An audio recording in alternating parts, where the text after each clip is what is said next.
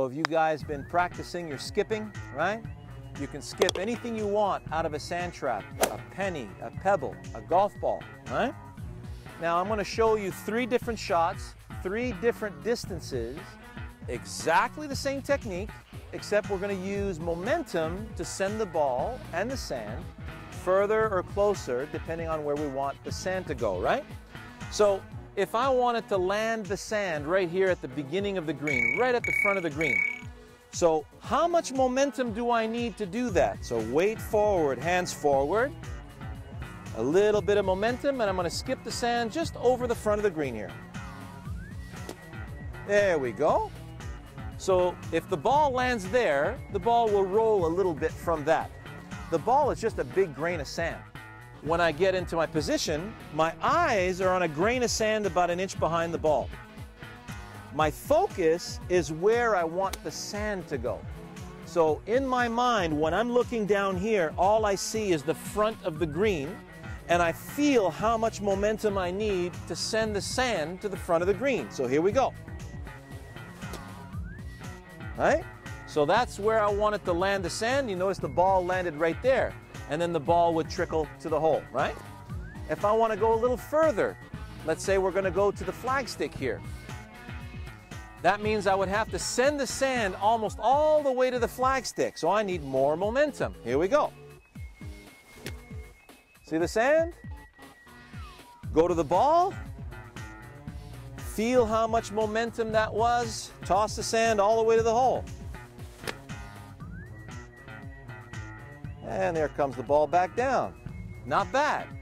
Now let's say the flag was all the way at the back of the green. That means I have to send the sand all the way to the back of the green. That's going to need a full swing. So I need full momentum to get the golf ball all the way to the back, or if you will, the section of sand. So look at the back of the green, feel how much momentum I need to get all the way back there. And I'm going to focus on skipping the sand all the way to the back of that green. Perfect. Notice that? So we have short bunker shot, medium bunker shot, long bunker shot, same grip, same setup, just more or less momentum to skip the sand in the direction and the distance I want the ball to land. All right? So let's go have a look at, if the ball was not in a perfect situation, let's look at what would happen if the ball was buried in the sand. Now, here is a shot, the buried bunker shot. Now, just to remind you, when I open the face and I skip across the sand, the sole of the club is the one moving the sands. You see how the sand is being moved by the sole of my golf club right here.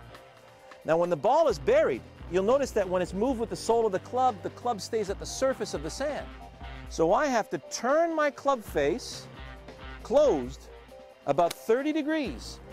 And then when I come through the sand now, it parts the sand like a snowplow. So when the club comes through, it parts the sand just like a snowplow. You notice it's digging its own trench, and it's going to take the ball right out of there and move it toward the hole.